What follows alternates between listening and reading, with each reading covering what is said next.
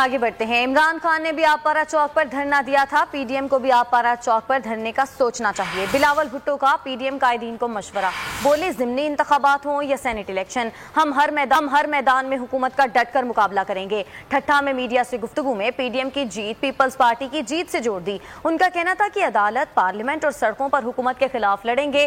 National dialogue پر شرط بھی رکھ دی، کہا جب تک کٹ پتلی نظام چل رہا ہے نیشنل ڈائیلاگ ممکن نہیں۔ قومی ڈائیلاگ اسمبلی میں ہو سکتا ہے لیکن پہلے وزیر اعظم مستعفی اور حکومت گھر جائے۔ تاریخی غربت، تاریخی بے روزگاری اور تاریخی مہنگائی کا مقابلہ کر رہے ہیں۔ اپنی بجلی کے بل میں، اپنے گیس کے بل میں، کھانے پینے کی اشیاء کے بل کا بوجھ صرف اس لیے اٹھانا پڑ رہا ہے کہ ایک ناجائز، نااہل اور نالائق وزیر اعظم ہم پر مسلط کیا گیا ہے، اور اس ظالم حکمران کو گھر بھیجیں گے۔ تب مہنگائی کے مقابلہ کرنے کے لیے اس کے پاس کوئی حل نہیں ہے تو اس کو مستعفی ہونا چاہیے، گھر جانا چاہیے۔ میں سمجھتا ہوں کہ پی ڈی ایم کا جیت پاکستان پیپلز پارٹی کی جیت ہے، اور پاکستان پیپلز پارٹی کی جیت پی ڈی ایم کی جیت ہے، اس لیے ہم ایک ہے۔ جب پی ڈی ایم جیتتی ہے تو پاکستان کی عوام جیتتی ہے۔ غیر جمہوری طاقتوں کی طرف سے سازش پھیلائے جا رہے ہیں، مگر پی ڈی ایم کی تحریک مستحکم